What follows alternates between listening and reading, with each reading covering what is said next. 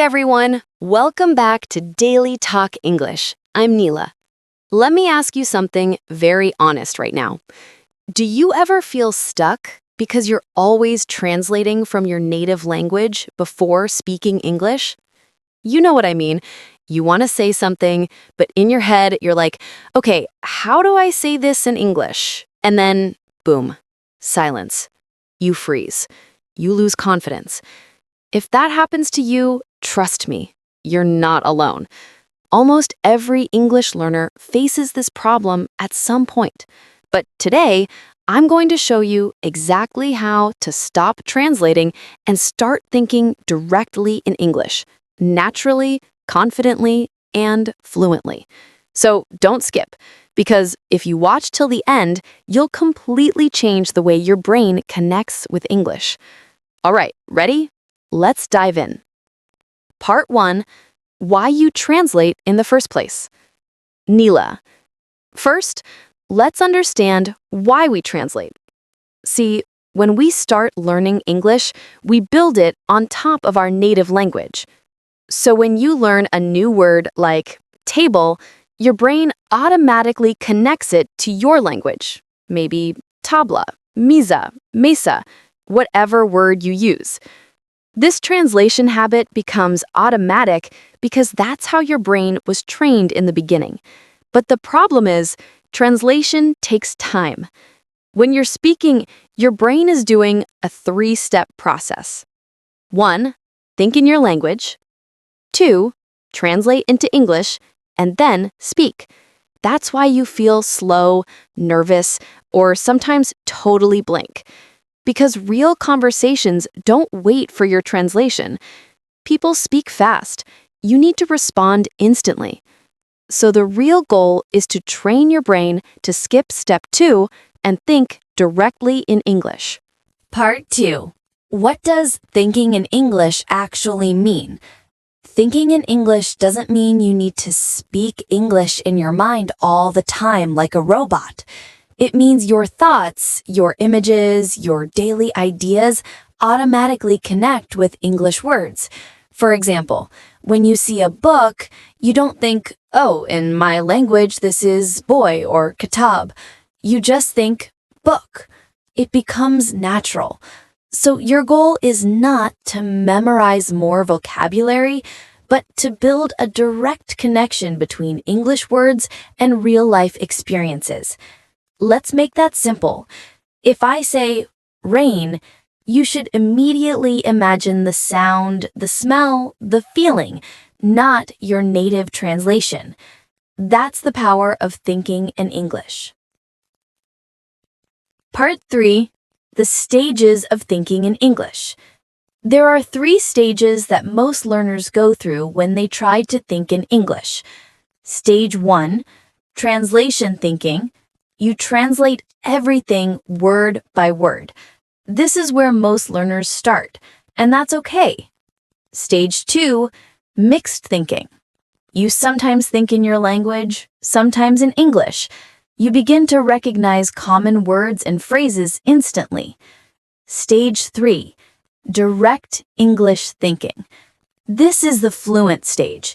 You think and speak almost at the same time. No translation, no pause. So the journey is natural. Don't force it. You'll move from stage 1 to stage 3 step by step, and today I'll show you how. Part 4. Step-by-step method to think in English. Step 1. Start with simple thoughts.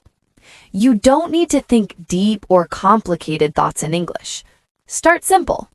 When you wake up, say to yourself, okay, I'm getting up. I'm brushing my teeth. I'm hungry. I need coffee. This is called self-talk, and it's the easiest way to train your brain to think in English. If you do this every morning for even 5 minutes, you'll notice the difference in a week. Transition. Step 2.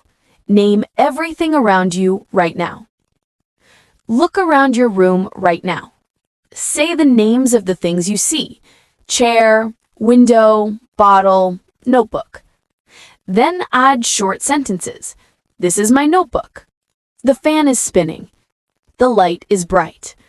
This helps your brain connect English with visuals, not translations. That's how kids learn their first language, by observing, not translating. Transition. Step 3. Think in English while doing daily tasks. When you're cooking, cleaning, or walking, describe what you're doing in English inside your head. I'm cutting vegetables. I'm washing my hands. I'm waiting for the bus. These small moments add up. If you can think in English in your daily life, speaking will become effortless. Step 4. Practice silent thinking. Sometimes just close your eyes and imagine situations. Think in English silently. Imagine you're at a restaurant. What would you say? Can I get the menu, please? I'd like some water. How much does it cost? This mental rehearsal builds fluency without pressure. Step 5. Journal your thoughts in English. Writing is thinking made visible, so start a small English diary. Write about your day. I was tired today. I went to work. I watched a movie. Don't worry about grammar, just express your thoughts freely. The goal is fluency of ideas, not perfection. Step 6. Listen and repeat. Shadowing. When you listen to native speakers in podcasts, movies, or YouTube, try to repeat what they say. This technique is called shadowing. It forces your brain to think like a native because you're matching rhythm, tone, and flow, not just words. You'll notice your brain starting to predict what comes next. That's when you start thinking in English automatically. Step 7. Stop translating in conversations. When you're speaking with someone, stop yourself from translating mid-conversation. It's okay if you can't find the perfect word. Use simple alternatives.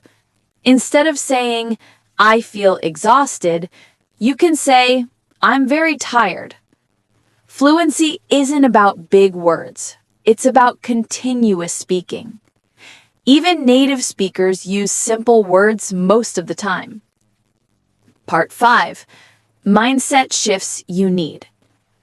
To really think in English, you have to change the way you see mistakes. Mistakes are proof that you're thinking in English. When you try to translate, your brain stays safe. But when you think directly in English, you're training new neural paths. That's how growth happens. Also, stop trying to sound perfect. Perfection blocks progress. Focus on being clear, not flawless. And, most importantly, be patient. It's not going to happen overnight. But every single day you practice thinking in English, you're rewiring your brain. Part 6. Real-life example. Let me tell you a small story. One of my students used to say, Nila, I understand English perfectly, but when I try to speak, I can't say anything. So I told her, stop translating. Just start small. She started describing her day in English. I'm cooking rice. I'm drinking tea. I'm watching TV. Within 1 month, she told me, for the first time, I didn't translate. I just spoke naturally. That's what happens when you train your brain with small, daily English moments. Consistency wins every time. Part 7. Quick daily exercises. Here are 5 quick exercises you can do every day. 1. Morning talk. Describe your morning routine aloud in English. 2. Object naming. Pick 5 random things and describe them. 3. Silent thinking. Imagine a short story in English before sleeping. 4. listening and shadowing. Repeat phrases from your favorite English podcast. 5. Daily journal. Write 3 sentences about your day. Do these daily and you'll see your thoughts switching to English naturally. Part 8. Final message. If you remember just one thing from this episode, you can't speak English fluently if your brain is still thinking in your native language. So don't try to memorize. Start connecting English with your world. Make it part of your daily life, your thoughts, your feelings, your actions. Because when English becomes your thinking language, speaking will feel as natural as breathing. All right, my lovely learners, that's all for today's episode of Daily Talk English. If this helped you, don't forget to subscribe, hit the like button, and share this episode with a friend who still translates before speaking. And remember, you don't need perfect English. You need real English that connects with your thoughts. So start thinking in English from today. You've got this. See you in the next episode. Bye for now.